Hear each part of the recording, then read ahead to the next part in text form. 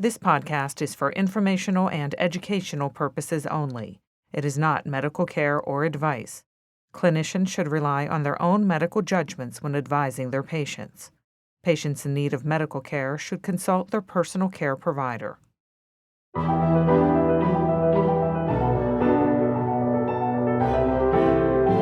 Back to school is an exciting time, but it can also be stressful. So what can you do if your child is experiencing back to school anxiety? Hi, I'm Tonya Caruso. Welcome to this UPMC HealthBeat podcast. And joining us right now is Dr. Pamela Schoemer. She's a pediatrician with UPMC Children's Community Pediatrics. Thank you so much for joining us. Thank you for having me. This is a great topic for this time of year. So there is so much involved for families with children going back to school. Is it understandable that a child might be nervous? Absolutely. I mean, you think about anything, a change in our routines, even as adults, there's some nerves that come along with that, let alone expectations and all that comes along with school. Plus, they have to get up early and do homework, which, never is anybody's favorite. It really is a big adjustment there. I guess it would depend on the individual, but is this something typically that a child comes out and says to their parents, I'm having problems, or are there signs that parents should be looking for? Some children will be able to tell you that they feel nervous or kind of express their emotions a little bit better. But I think more often we see other things, such as headaches, tummy aches.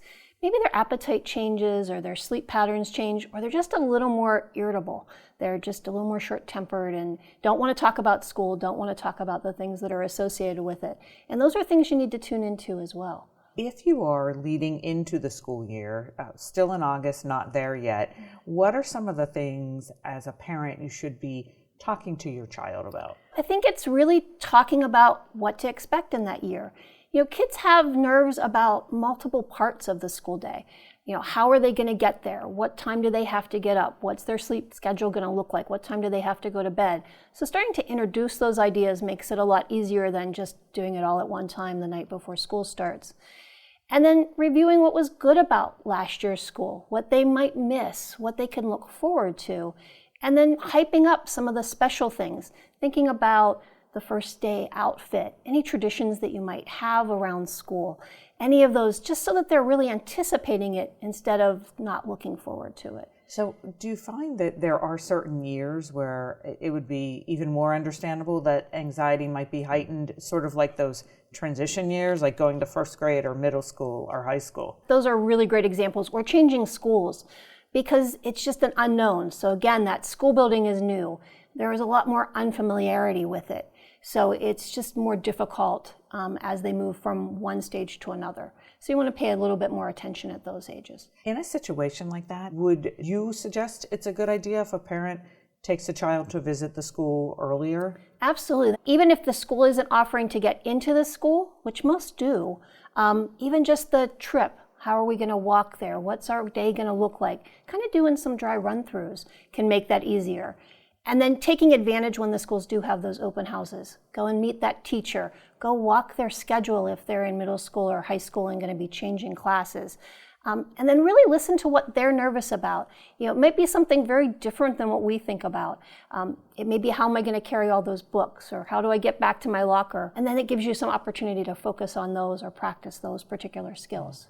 So particularly in younger children, what if, the first day of school, there's a giant tantrum and they don't want to leave the house, and then once you get to the school, they don't want to leave the parent? And what do you say to parents if you're leaving your child kicking and screaming, don't leave me, Mom, don't leave me? What approach should parents be taking for that? So I think you have to put your emotions a little bit on the back burner and be consistent. This is an expectation that you have and that the kids are going to go to school.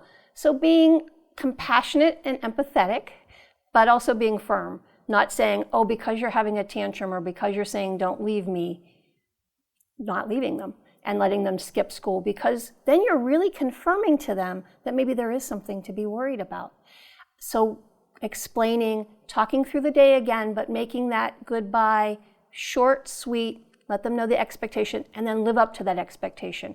If you tell them that you'll be home when they get home or off the school bus, try to do that so that, again, it builds that trust builds that daily routine. Is it good or bad to say, stay at school, when you get home, we're going to have a treat, we're going to have ice cream? Is that like setting up a reward? Is that then reinforcing if I have a tantrum every day?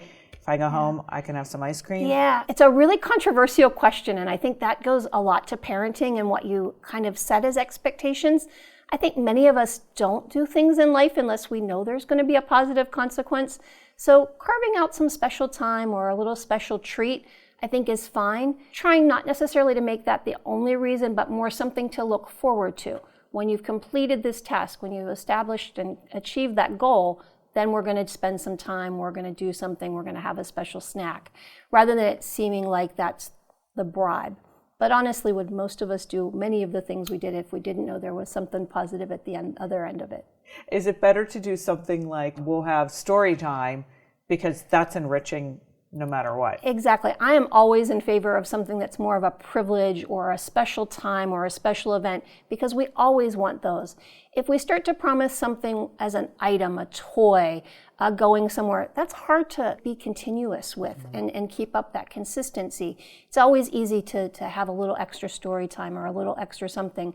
But once they have their 15th Matchbox car, do they really need that 16th one that day, or can they put that off for a couple of days? How long should these jitters last? And is there a time then when a parent should really become concerned? Yeah, most children over the first couple of days to weeks will actually get over some of these kind of jitters or just being anxious about it.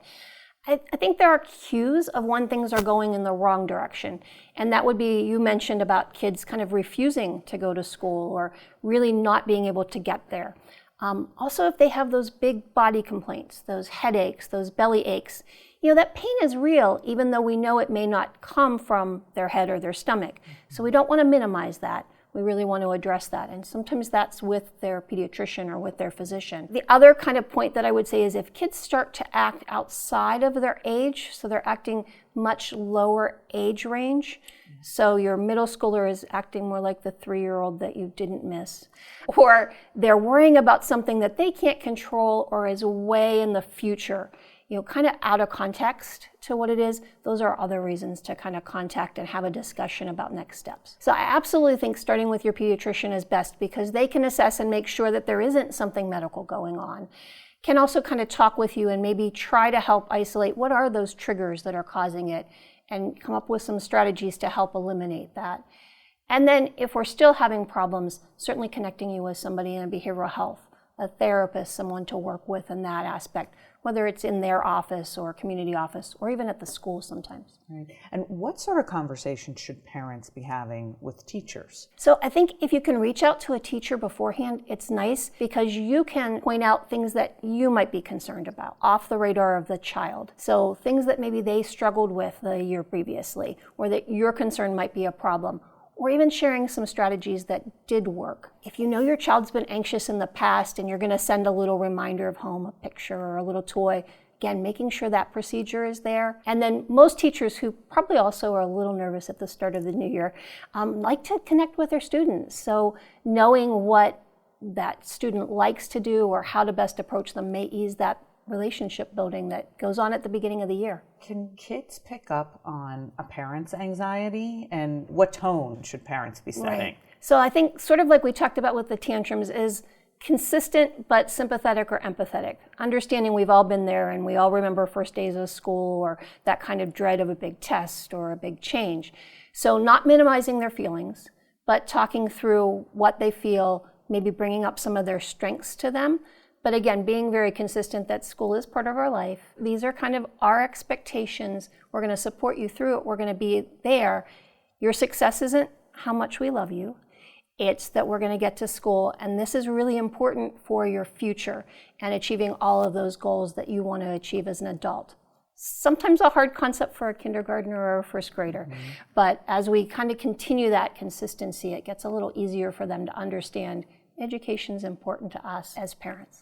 So is it best for a parent to start that conversation, or do you wait until your child mentions back to school? So I think it just naturally grows, because oftentimes we're preparing for back to school, whether it's back to school supplies or thinking about clothing, trying on, seeing what we've outgrown, and just looking at adjusting sleep schedules. all of those little things that we need to do as the school year approaches, I think those will just grow kind of out of those actions. You don't really have to sit down and say, okay, first day of school is this. Let's talk about it. It's time. So you touched on bedtime. Yes. That's a huge issue when heading back to school. What are some of the things that parents can begin to do to prepare to get their children in the mode of heading back to school? Right. We're starting to see the get dark a little earlier, which helps us. But I think most families kind of shift their time schedule during the summer months. So really, as a parent, thinking about, okay, how long does it take my child to get ready for school? When do they need to get up? When do they do best? And then slowly moving that bedtime backwards. So I'm going to say if bedtime has snuck up to midnight when it really needs to be 9, you can't all of a sudden expect them to just go to bed at 9.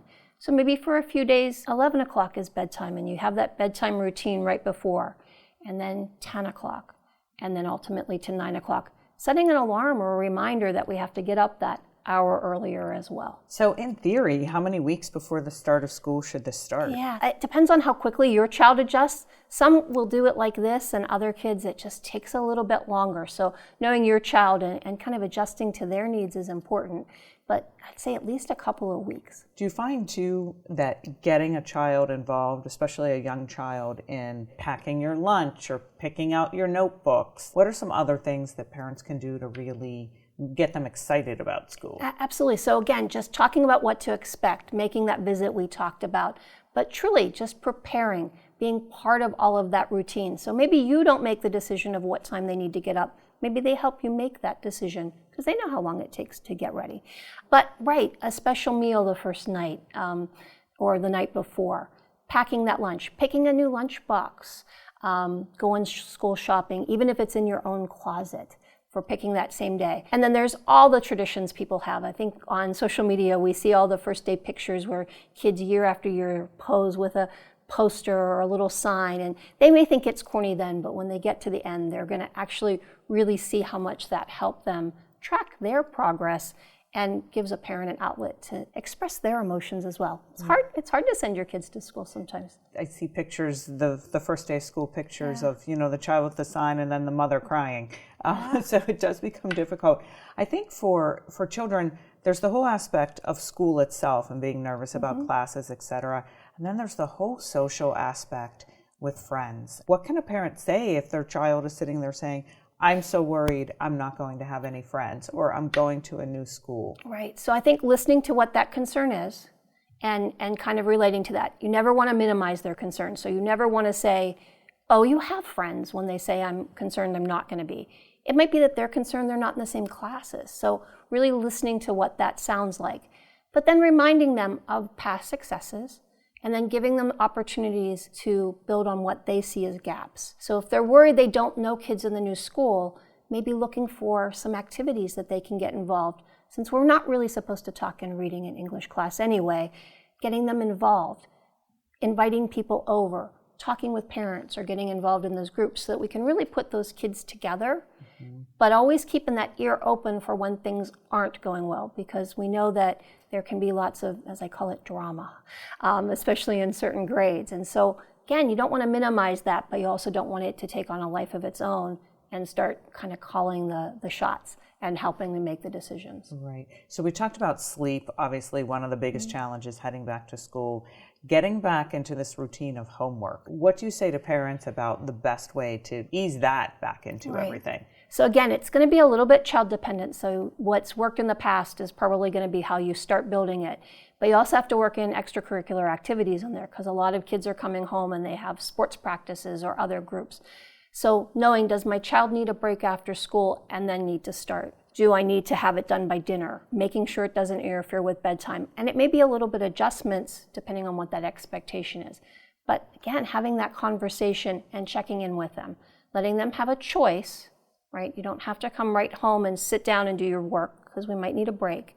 But I need you to start by this time, or I want to check your homework by this time, just to kind of check in with them.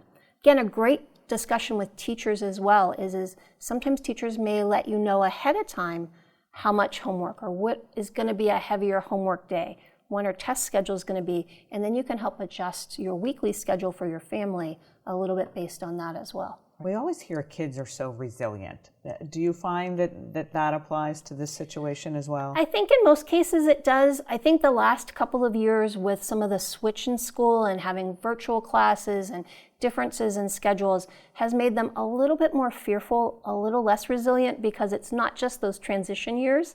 For a lot of kids, it may be each year is a transition year because their school looked different the year before. But with that support, that listening, they really do well.